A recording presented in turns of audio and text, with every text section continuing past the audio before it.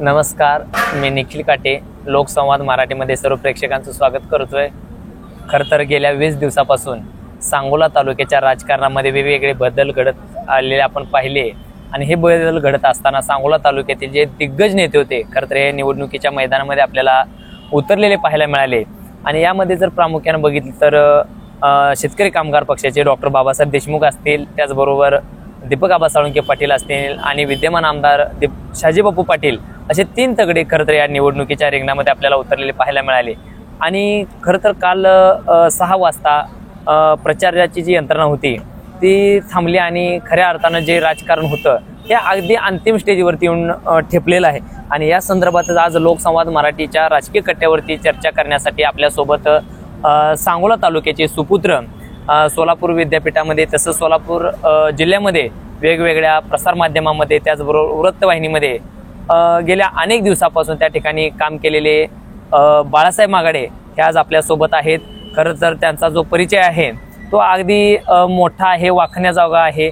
त्यांनी सोलापूर विद्यापीठासारख्या ठिकाणी गेली अनेक वर्ष विद्यार्थ्यांना अध्यापनाचं काम पत्रकारितेच्या क्षेत्रामध्ये केलेलं आहे। त्याचबरोबर सकाळ असेल, लोकमत असेल अशा दिग्गज वृत्तवाहिन्या आहेत, त्या वृत्तवाहिनीमध्ये सुद्धा एक महत्त्वाची भूमिका त्या ठिकाणी यांनी बजावलेली आहे। आणि सांगोला तालुक्याचे सुपुत्र असल्या कारणाने गेल्या 20 दिवसापासून सातत्याने ते सांगोला तालुक्याचा देखील आढावा घेत होते। आणि याच पार्श्वभूमीवर आपण आज त्यांच्याशी खास चर्चा करणार आहे की येणाऱ्या निवडणुकीमध्ये कशा पद्धतीनं कुठला उमेदवार कशा पद्धतीनं असणार आहे आणि कोण कुठल्या ठिकाणी कशा पद्धतीनं राजकीय सूत्र हलवतील, ह्या सर्व गोष्टी आपण खरं तर यांच्या माध्यमातून सखोल चर्चा करणार आहे। प्रथमतः सर नमस्कार। नमस्कार। खरं तर आपण बघितलं तर की काल 6 वाजता जी प्रचार यंत्रणेच्या जी काही तोफा होत्या त्या कुठेतरी थांबल्या आणि आजचा दिवस आणि उद्याचा दिवस या जे निवडणुकीच्या रिंगणामध्ये उतरलेले उमेदवार त्यांच्यासाठी महत्त्वाच्या खरं तर आजचा दिवस आणि उद्याचा दिवस महत्त्वाचा आहे। तर ह्या गोष्टीकडे सध्या तुम्ही कशा पद्धतीने एक राजकीय विश्लेषक म्हणून बघताय? बरोबर आहे निखिल। खरं तर मागच्या 13 ते 14 दिवसापासून प्रचार मोठ्या ताकदीनं तिन्ही उमेदवाराकडून सुरू होता। सांगोला हा जो मतदारसंघ आहे तर तो मतदारसंघ कधी नव्हे तो यावर्षी मोठ्या प्रमाणात चर्चेत आला, कारण यापूर्वीच्या ज्या अनेक निवडणुका झाल्या त्याच्यामध्ये भाई गणपतराव देशमुख आणि शहाजीबापू पाटील म्हणजे शहाजीबापू पाटील हे वेगवेगळ्या पक्षांमधून ते गणपतराव देशमुख यांना टक्कर देत होते। परंतु या निवडणुकीमध्ये चालू वर्षीच्या शिवसेना उबाटा गट, शिवसेना शिंदे गट आणि शेकाप अशी तिरंगी लढत होती।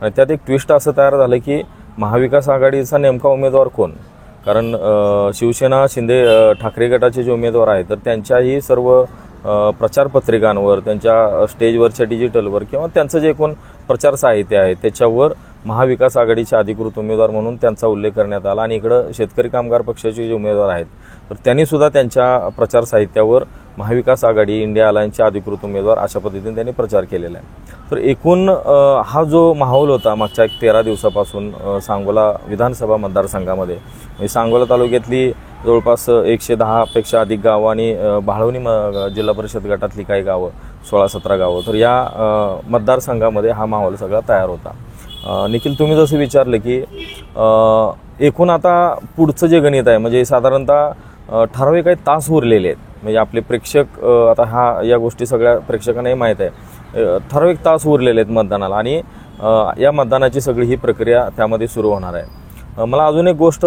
तुम्हाला सांगायला आवडेल की हे तिन्ही जे उमेदवार आहेत, शिवसेना शिंदे गटाचे शहाजीबापू पाटील, शिवसेना उबाटा गटाचे दीपक आबा साळुंखे पाटील आणि शेतकरी कामगार पक्षाचे बाबासाहेब देशमुख, तर ह्या तिन्ही उमेदवारांच्या प्रचार यंत्रणेमध्ये, त्यांच्या प्रचार सभांमध्ये मी प्रत्यक्षात सहभागी झालेलो आहे। म्हणजे तिघांच्याही प्रचार सभा मी कव्हर केलेल्या आहेत, शहाजीबापूंच्या कव्हर केलेल्या आहेत, दीपक आबांच्या कव्हर केलेल्या आहेत आणि बाबासाहेब देशमुख जे आहेत शेकापचे तर त्यांच्याही सभा कव्हर केलेल्या आहेत। तर यांचं प्रचाराचं जे एकूण गणित आहे, प्रचाराच्या दरम्यान त्यांना मिळणारा प्रतिसाद आहे किंवा त्यांनी जे मुद्दे ग्रामीण भागातले उचललेले आहेत त्या मुद्द्यांच्या संदर्भात असेल आणि एकूण जो काही माहोल होता तर तो माहोल अत्यंत जवळून बघितलेला आहे। आणि जेवढी काही गावं या तिन्ही उमेदवारांनी प्रचारासाठी कव्हर केलेली आहेत तर ही सगळी गावं मी स्वतः कव्हरेजच्या निमित्तानं यांच्यासोबत फिरलेलो आहे।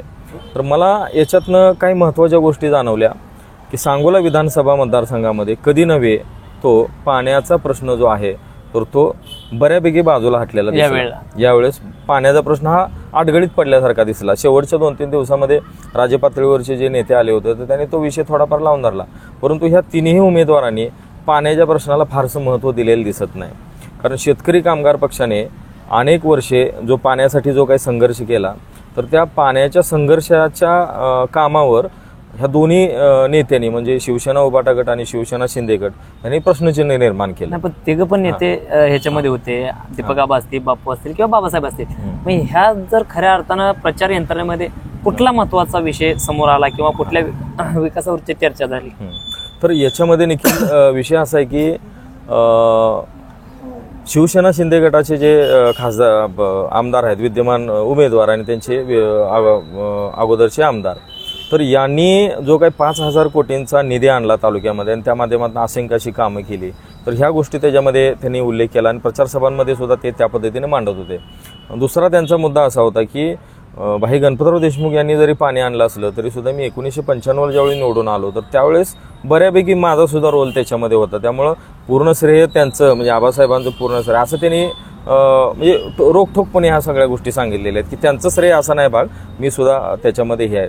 आणि दुसरीकडे दीपक आबा साळुंखे पाटील जे आहेत तर त्यांचं तर स्पष्टच म्हणणं होतं की मी गणपतराव देशमुख जेवढ्या वेळ निवडून आले तर तेवढ्या म्हणजे साधारणतः 25 ते 30 वर्षापासून मी त्यांच्यासोबत आहे, त्यामुळे माझं पण अप्रत्यक्षरित्या त्यांच्या एकूण पाण्याच्या याच्यामध्ये योगदान आहे. मग राहिला विषय शेतकरी कामगार पक्षाचा, मूळ विषय असा आहे की हे दोन्ही जे तिन्ही जे उमेदवार आहेत त्या तिन्ही उमेदवारापैकी सगळ्यात कमी वयाचे आणि कमी राजकीय अनुभव असलेले उमेदवार म्हणजे बाबासाहेब देशमुख. तर बाबासाहेब देशमुख यांनी या दोन्ही उमेदवारांनी ज्या काही टीका केलेल्या आहेत पाण्याच्या प्रश्नासंदर्भात असेल किंवा यांच्या राजकीय घराण्याच्या संदर्भात वेगवेगळ्या पद्धतीने ज्या काही टीका झाल्या तर त्याला त्यांनी अत्यंत संयमानं उत्तर दिलेलं आहे.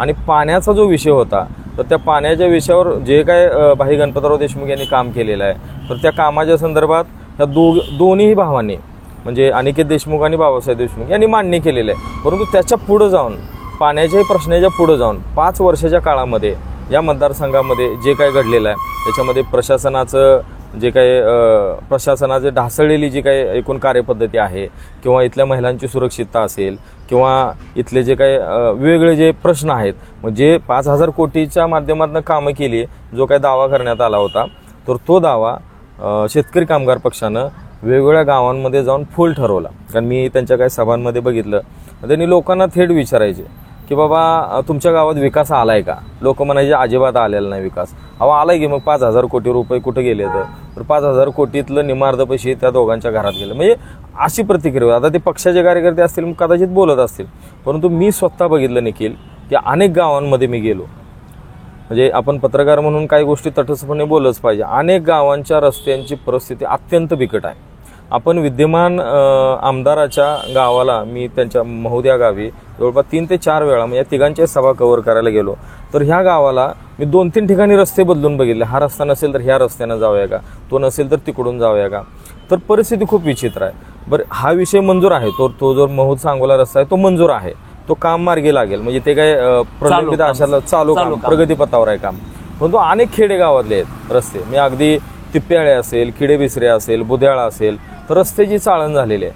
मग मला या सगळ्या याच्यातनं एक गोष्ट जाणवली की पाण्याचा जो प्रश्न आहे म्हणजे सातत्यानं पाणी मिळेल या तालुक्याला आणि तालुक्याच्या अंगणामध्ये पाणी येईल या भावनेपोटी ज्या निवडणुका आजपर्यंत लढल्या गेल्या तो पाण्याचा विषय बहुतांशी थोडा बाजूला राहिला. आणि विद्यमान आमदाराला जी काही 5 वर्ष संधी मिळाली होती त्या संधीचं तुम्ही काय केलं तर याच्यावर या दोन्ही उमेदवारांनी म्हणजे शेकाप आणि शिवसेना उभाटा गटाच्या उमेदवारांनी विद्यमान आमदाराला घेतलेला आपल्याला दिसून येईल. पण आता एका बाजूला जर बघितलं तर तिघा पण नेत्यांनी प्रचाराची जी यंत्रणा होती अगदी जोरदार तयार केलेली आपल्याला बघायला मिळाली.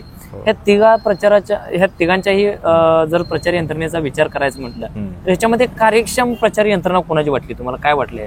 हा तर आता त्याचं साधं सोपं उत्तर असं आहे की ज्याच्याकडे पैसा तर त्याची यंत्रणा कधीही सक्षम असते. कारण विद्यमान सत्तेतला जो आमदार असतो तर त्याला सर्व पद्धतीच्या सुखसुविधा, आर्थिक रसद, प्रशासकीय रसद सगळ्या पद्धतीची अगदी अनासे विनासायास त्याला ती सगळ्या त्या गोष्टी मिळत असते. आणि हा म्हणजे निवडणुकीचा आजपर्यंतचा इतिहास आहे. मी ह्या तिघांच्याही ज्यावेळेस सभा कव्हर केल्या तर त्या सभा कव्हर करत असताना मला एक गोष्ट प्रकर्षानं जाणवली की नियोजनाच्या किंवा आर्थिक सगळ्या या बाबतीत शहाजीबापू पाटील यांचं म्हणजे त्याच्यात वादच नव्हता, कारण सत्ताधारी आमदार असल्यामुळं त्यांची ती सगळी यंत्रणा जी होती आर्थिकदृष्ट्या सगळीकडं जे काही तजवीज करायचे या गोष्टी होत्या. दुसऱ्या बाजूला दीपक आबा साळुंखे पाटील जे उबाटा गटाचे उमेदवार आहेत त्यांच्याही सभा मी कव्हर केल्या. तर त्यांचं एक वैशिष्ट्य होतं दीपक आबांचं की गणपतराव देशमुख यांच्यासोबत अनेक वर्ष त्यांनी निवडणुकांचा अनुभव आहे. त्यांना प्रत्यक्ष निवडणुकीच्या म्हणजे निवडणूक राजकारण ज्याला म्हटलं जातं, निवडणूक राजकारणाला त्यांना अनुभव आहे. आणि सगळी प्रचार यंत्रणा, गावखेड्यातले कार्यकर्ते, कुठल्या कार्यकर्त्यांना कशा पद्धतीने कामाला लावायचं, कुठल्या सभा कुठं घ्याव्या लागतील, त्याच्या वेळेचं सगळं नियोजन पाळणं, म्हणजे ते ताऊन सुलाखून निघालेलं आहे. त्यामुळं त्यांच्या सभांचं नियोजन अगदी टकाटक होतं त्या बाबतीत, म्हणजे वेळेवर सगळ्या सभा. आता राहिला शेवटचा त्यातला मुद्दा तो शेतकरी कामगार पक्षाचा. आता हे दोघेही डॉक्टर बंधू त्या अर्थानं नौकेत, म्हणजे अनिकेत देशमुख यांनी निवडणूक राजकारण ज्याला म्हटलं जातं. तर मागच्या 5 वर्षापूर्वी त्यांनी जरी निवडणूक लढवली असली तरी सुद्धा शेतकरी कामगार पक्षाचे त्यावेळेचे विद्यमान आमदार म्हणजे 2019च्या निवडणुकीच्या वेळेस गणपतराव देशमुख हयात होते. त्यामुळं यांच्यावर तो थेट असा एक ज्याला म्हणतो ताण म्हणतो त्याला किंवा जबाबदारी अशी नव्हती त्यांच्याकडं, अनिकेत देशमुख यांच्यावर नव्हती.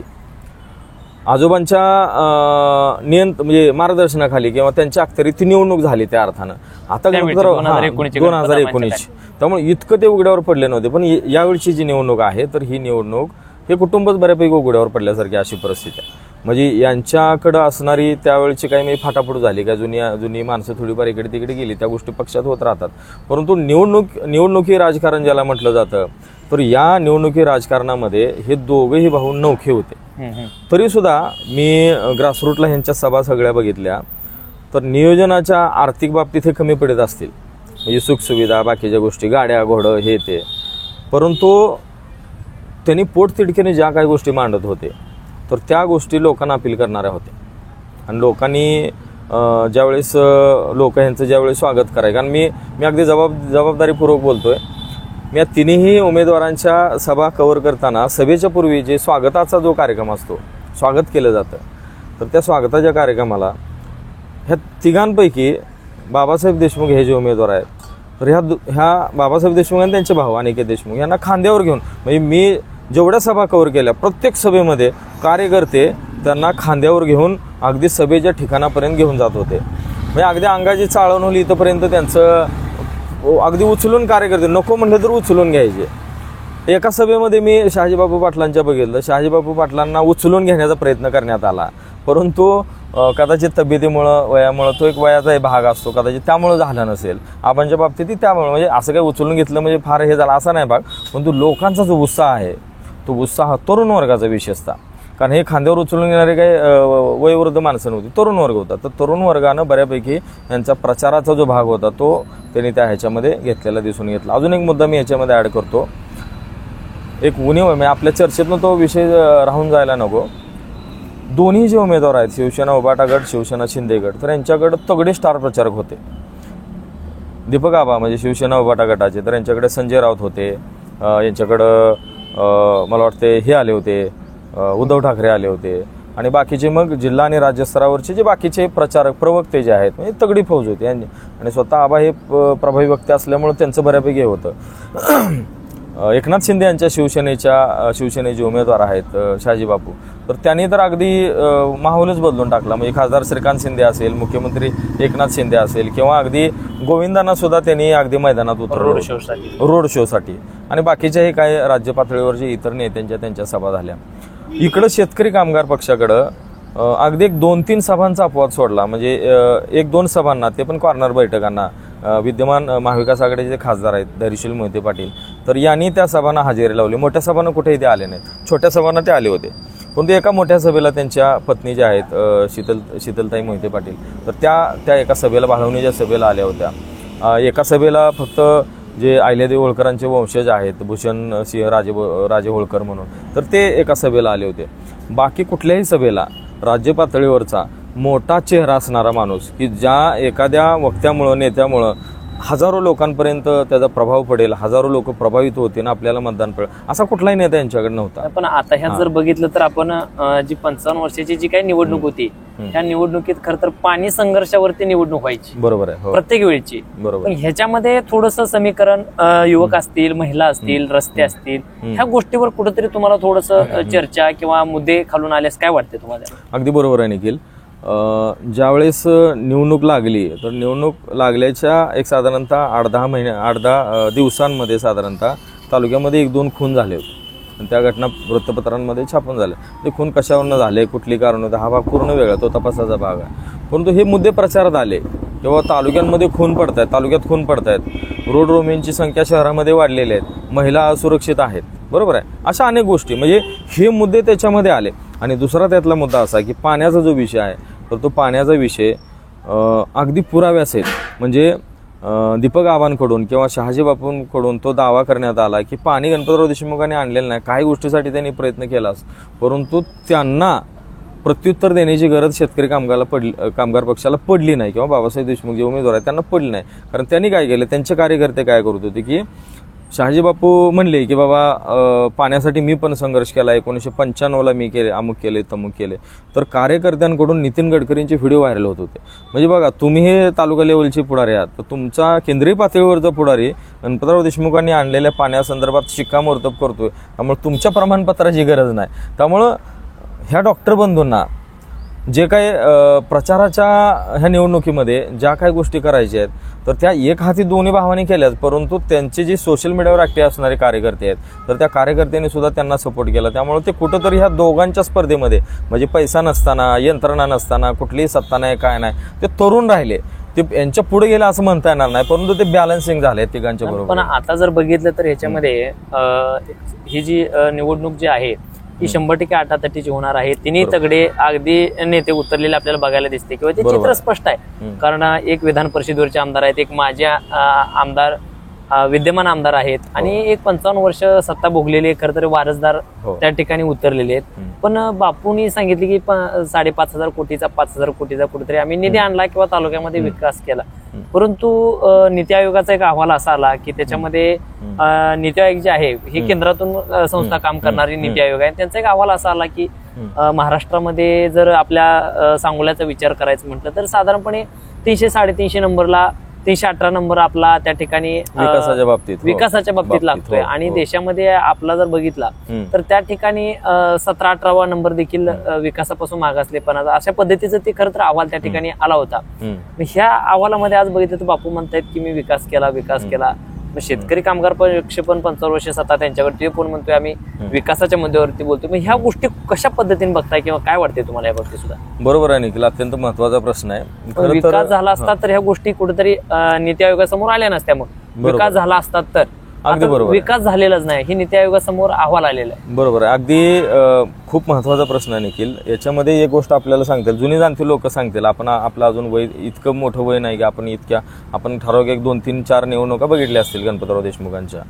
तर जुनी लोक सांगतात, ज्यावेळेस मी अनेक गावांमध्ये कव्हरेजच्या निमित्ताने गेलो, रिपोर्टिंग केलं, अनेक गावांमध्ये फिरलो, तर जुन्या जाणत्या लोकांना, जी खेड्यातली लोक आहेत की त्या लोकांना संवाद साधताना, गप्पा मारताना काही गोष्टी जाणवल्या. लोक सांगत राहिली की गणपतराव देशमुखांची निम्म्यापेक्षा अधिक जो त्यांचा कार्यकाल होता तो पाण्याच्या संघर्षामध्ये गेलेला आहे. हा एक मुद्दा मी क्रॉस क्वेश्चन करायचो त्यांना की गणपतराव देशमुख एवढे वर्ष आमदार होते तर मग तालुक्याचा विकास का झाला नाही?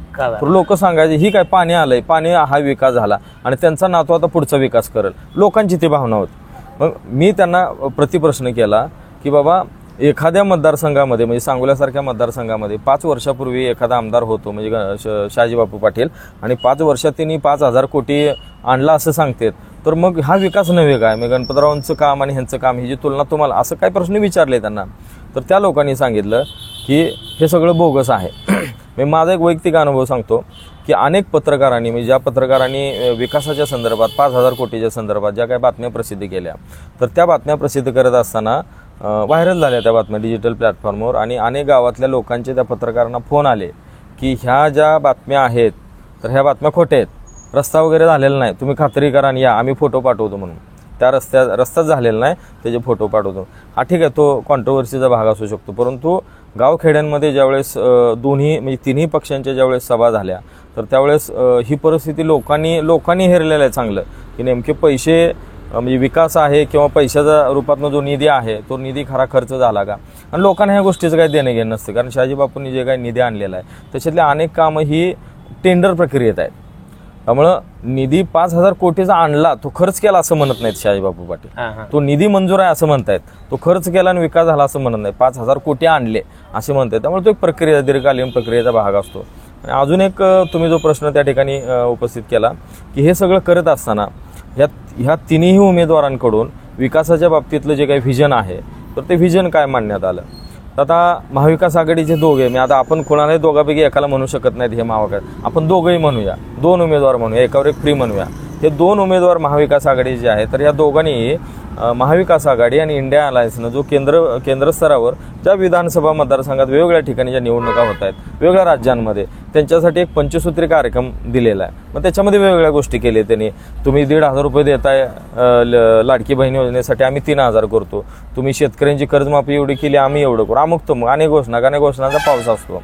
तर हाही त्यांनी तो त्या ठिकाणी वचननामा किंवा संकल्पनामा आहे तो त्या ठिकाणी प्रसिद्ध केलेला. आणि दुसऱ्या बाजूला महायुतीकडनं पण तो तशा पद्धतीचा संकल्पनामा, वचननामा, जाहीरनामा जे काय असेल ते प्रसिद्ध झालं. सगळ्यात जास्त प्रभावी ठरलं ते म्हणजे एकनाथ शिंदे यांचं सोलापुरातलं भाषण.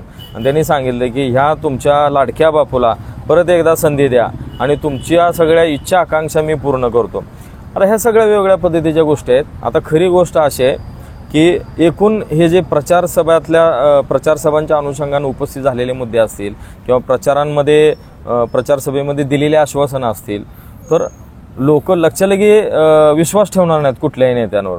त्या लोकांना, कारण जनता ही सुज्ञ असते, कधीही जनता सुज्ञ असते, ती सगळ्या माध्यमांवर विश्वास ठेवत नाही, नेत्यांवर विश्वास ठेवत नाही. जनता ही अनुभवातनं शिकत असते सगळ्या गोष्टी. तर जनता ठरवेल की ह्या तिघापैकी कोण माणूस चांगला आहे, नेमका कोण विकास करेल ते आपण नाही सांगू शकत. पण आता जर बघितलं तर तुम्ही सांगितल्याप्रमाणे काही अवघे तास खरं तर मतदानाला उरलेले आहेत. आणि खऱ्या अर्थानं उद्या सकाळी ठीक 7 वाजल्यापासून त्या ठिकाणी मतदानाला सुरुवात होईल आणि 23 तारखेला गुलालाचा जो विजय आहे त्या सुद्धा म्हणजे तिन्ही नेते बघितले तर सध्या पूर्ण तयारीत आहेत की विजयाचा गुलाल आम्ही 100% त्या ठिकाणी घेणार आहे. म्हणजे सांगोल्याच्या राजकारणातलं एक समीकरण वेगळ्या पद्धतीचं किंवा मतामध्ये एक फूट किंवा मत वेगवेगळ्या पद्धतीनं काय वाटतंय, कशा पद्धतीनं हे तिघांचे सुद्धा आज दावा करतात की आम्ही विजयाचा गुलाल निश्चितपणाने घेणार आहे. आता निखिल, हा खूप महत्वाचा आणि अडचणीचा विषय आहे. खरं तर जनता ही सर्वश्रेष्ठ असते. निवडणुकी राजकारणामध्ये जनता ही सर्वश्रेष्ठ असते. जनतेला कधी कुणी गृहीत धरता कामा नये. कारण ह्या लोकशाही देशाचा इतिहास आहे आजपर्यंतचा. म्हणजे एक मतांनी नेते पराभूत झालेले आहेत. त्यामुळं सांगोला त्याच्यापासून अपवाद नाही. कारण मागच्या वेळेस आपण बघितलं, मला वाटतं 768 वगैरे काय तर मतांनी 768 मतांनी शेकापच्या उमेदवाराचा पराभव झाला. आता या निवडणुकीमध्ये मला तर एक गोष्ट अशी जाणवते की 50-50 मतांच्या फरकाने एखादा उमेदवार निवडून, आणि एवढी अटीतटीची निवडणूक होणार आहे. त्यामुळं आज दिवसभरामध्ये कार्यकर्त्यांची धावपळ, नेते मंडळींची धावपळ, ह्या सगळ्या गोष्टी ज्यावेळेस आपण बघतो, पत्रकारांशी ज्यावेळेस आपण चर्चा करतो त्यावेळेस आपल्याला एक गोष्ट लक्षात येते की मागच्या वेळेस, कारण यापूर्वीच्या अगोदरच्या ज्या निवडणुका होत्या अगदी 10-20 हजारांनी गणपतराव देशमुख, कधी 30,000, 40,000 शहाजी बापूंना पराभूत करून निवडून येत होते. मागच्या वेळेस अगदी तो आकडा खाली आला, 768वर आला. आता हा जो आत्ताचा आकडा आहे, हा आकडा कुठल्या उमेदवाराला घरी बसवणार आणि कुठल्या उमेदवाराला विधानसभेत पाठवणार, हा आकडा खूप महत्त्वाचा. आणि याची जुळवाजुळव जी आहे ती मोठ्या प्रमाणात सुरू झालेलं आहे. मला अजून एक गोष्ट याच्यामध्ये ऍड करावी लागेल. मतांची जे सांगितलं तुम्ही जुळवाजुळव, ह्या जर 3 नेत्यामध्ये जर बघितलं आपण तर तिन्ही नेतेमध्ये दीपक आबा आणि शहाजी बापू खरं तर जाणते दोघे. तर मतामध्ये जुळणी लावण्यामध्ये कोण सक्षम होईल किंवा काय वाटते तुम्हाला? आता याच्यामध्ये साहजिक आहे की निवडणुकी राजकारणामध्ये शहाजी बापू पाटील म्हणजे अगदी दीपक आबा राजकारणात आले त्याच्याही अगोदरपासून असतील कदाचित, तर ते निवडणुकी राजकारणामध्ये म्हणजे थेट निवडणुका लढवणं याच्यामध्ये ते माहीर आहेत शहाजी बापू पाटील. कारण त्यांना ही 8वी निवडणूक आहे, 8वी पंचवार्षिक निवडणूक आहे त्यांच्यासाठी. तर ते माहीर आहेत याच्यामध्ये. कुठल्या गावामध्ये आपल्याला आजपर्यंत मताधिक्य मिळत आले किंवा जास्त आपल्याला वोटिंग झालेलं आहे ती गावं शाबूत ठेवणं, जिथं आपल्याला आजपर्यंत मतदान मिळालं नाही तिथल्या कार्यकर्त्यांना फोडणं, अगदी ग्रुपचे ग्रुप फोडणं, ग्रामपंचायत सदस्य फोडणं वगैरे ह्या गोष्टी झालेल्या आहेत. दीपक आबा सुद्धा तोडीस तोड आहेत. म्हणजे दीपक आबाने सुद्धा मागच्या 1 महिन्या 1.5 महिन्यांमध्ये ज्या पद्धतीचं जे काही पक्षप्रवेश झालेले आहेत, मला वाटतं की शेकाप आणि दीपक आबांचा शिवसेना उभाटा गट याच्यामध्ये सर्वाधिक पक्षप्रवेश झाले आहेत. मागच्या 4-5 दिवसात शहाजी बापूंकडे झाले असतील पक्षप्रवेश, पण दीपक आबांकडे आणि शेकापकडं पक्षप्रवेश जास्त झालेले आहे. आता त्याच्यातली मजा सांगतो तुम्हाला. मी या तिघांच्या ज्यावेळेस सभा कव्हर केल्या तर म्हणजे एका कुठल्या पक्षाचं किंवा उमेदवाराचं नाव घ्यायला नको, परंतु 2 दिवसापूर्वी अमक्या पक्षात होता आणि तोच माणूस तिसऱ्या दिवशी त्या दुसऱ्या तमक्या उमेदवाराच्या स्टेजवर तो त्या ठिकाणी दिसून आला. तर ही जी गणित आहेत फुटाफुटीची, ठीक आहे, प्रवेश केलेली माणसं किती असू शकतात, हा लोकांच्या पाठीमागं तो ग्रुप तो समुदाय आहे का, हा जो प्रश्न आहे त्याचं उत्तर 23 तारखेला मिळणार आहे. म्हणजे का तेवढी 15 लोक आले यांच्याबरोबर, म्हणजे 15 मतांची भर पडली का त्या 15 गुणवली जे काय 100, 150, 200 असतील इतकी 2000, 4000 मतं फरक पडली.